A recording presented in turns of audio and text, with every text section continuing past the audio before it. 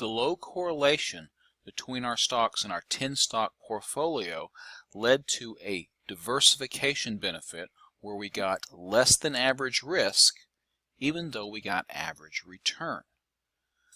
By forming the portfolio, effectively what we did was we got rid of a lot of the idiosyncrasies, the individual movements of the stocks, the stock-specific risk, and we're left with just the overall portfolio risk. The capital asset pricing model is a model that relates the returns to risk in a well-diversified portfolio. If we think about forming a portfolio, and let's just consider the case where we had a group of average risk stocks and they had average correlations with one another, so say 0.6, 0.7, somewhere in that range. That's the average correlation of all stocks in the market. And we were to plot what would happen to portfolio risk on the vertical axis, and on the horizontal axis the number of assets in a portfolio. So if we only had just one stock, it wouldn't be much of a portfolio, right? The riskiness of that portfolio would be the same as the riskiness of that individual stock, that standard deviation of that individual stock. But as we add more and more stocks to our portfolio, so when we add 5 stocks to our portfolio, we see that the risk or the standard deviation of that portfolio drops substantially. And then if we went out to 10 stocks in our portfolio, we would see again that we had a reduction in the risk, our diversification benefit, but that this reduction in risk from 5 to 10 stocks is smaller than the diversification benefit that we got when we went from 1 to 5 stocks. So as we say add 15 stocks to our portfolio, again we get a diversification benefit. We see that as we add more and more stocks to our portfolio, we're getting a diversification benefit, but that diversification benefit is getting smaller and smaller as we add more and more stocks to our portfolio. Now, when we get out to 20, 25, 30, 40, 50 stocks in a portfolio, we get rid of almost all this risk that we can get rid of, but we're still going to have some risk that's left over. The risk that's left over is simply risk that we cannot get rid of. And what risk can we not get rid of? We cannot get rid of market risk, because most stocks have some exposure to the economy. Now, we can have stocks that have low market risk that don't seem to be affected by too much what's going on in the economy, and then we can have stocks that have lots of market risk. In other words, they're highly sensitive to what goes on in the market.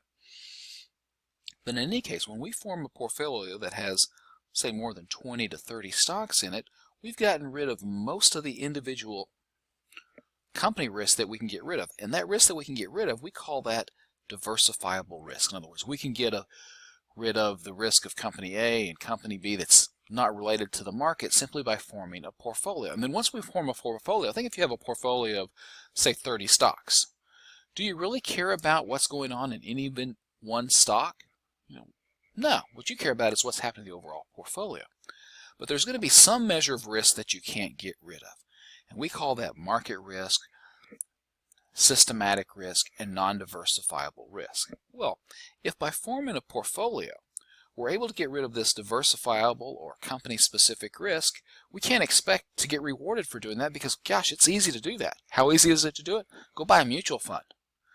If you buy a mutual fund, you're getting diversification. You're getting rid of all that diversifiable risk, and what's left over is the non-diversifiable risk. So if investors can get rid of diversifiable risk very easy, we can't expect to be rewarded for diversifiable risk.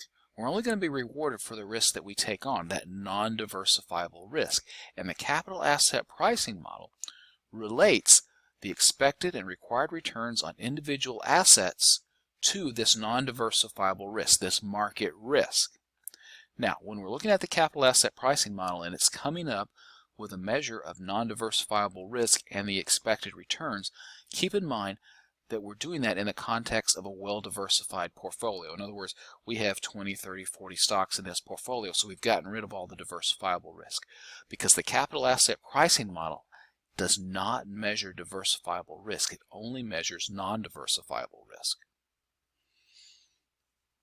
So you can look at the definitions for total risk, diversifiable risk, and non-diversifiable risk in the text.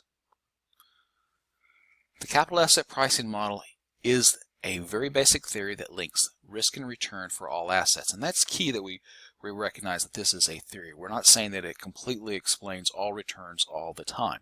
But what it does is it quantifies the relationship between risk and return. In other words, it measures how much additional return investors should expect from taking a little extra risk. The capital asset pricing model uses something called beta as a measure of non-diversifiable risk. And what beta captures is how sensitive a stock's returns are to the return of the market. And we can use historical returns to estimate an asset's beta coefficient from historical data. Keep in mind though, when we make investments we care about future returns, and it's really difficult to estimate a future beta, but we can look at historical returns to calculate the asset's beta coefficient, and studies have shown that that's a reasonable thing to do, because usually historical betas are very highly correlated with future betas. So in other words, it's a pretty good proxy. Now, the beta coefficient for the entire market equals 1. So the average stock has a beta of 1 because the market captures the returns of the average stock. And we view all companies' betas in relation to this value of 1. And just to kind of clarify, we're looking at the correlation with the market return. And the market return is the return on the market portfolio of all traded securities. So we're not talking just stocks, but all traded securities. This would be stocks, bonds, domestic stocks, international stocks, and so forth. So if we have a beta greater than 1, we say that, well, okay, usually there's a tendency for that stock returns to move in the same direction as the market return. And if we had a beta of 2, we would say this stock is twice as sensitive to the market as the average stock. If we had a beta of 1, we would say this stock is about as sensitive to the market as the average stock. And if we had a beta of 0.5, we would say this stock is only half as sensitive to the market return as the average stock. And of course, if we had a beta equal to 0, we would say that it's unaffected by the market at all. There's no relation. An example of that would be a treasury bill. It's not really affected by the stock market, because if it promises it's going to pay 4% per year, U.S. Treasuries never defaulted, it's going to pay 4% per year.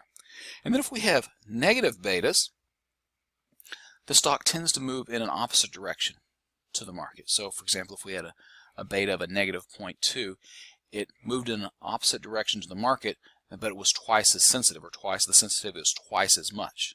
The capital asset pricing model uses beta to estimate the risk premium for an individual asset.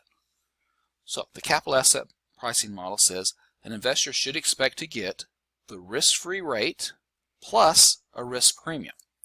And we measure the risk premium for an individual stock by looking at the stock's beta multiplied by what we have here, the return on the market less the risk-free rate. We call that the market risk premium.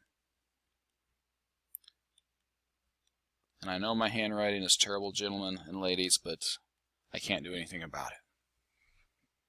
The risk-free rate of return. This is a required return on a risk-free asset, typically a U.S. Treasury, and the risk premium, the difference between the market return and the risk-free rate, is called the market risk premium because it represents the premium an investor must receive for taking on an average amount of risk associated with holding the market portfolio of assets.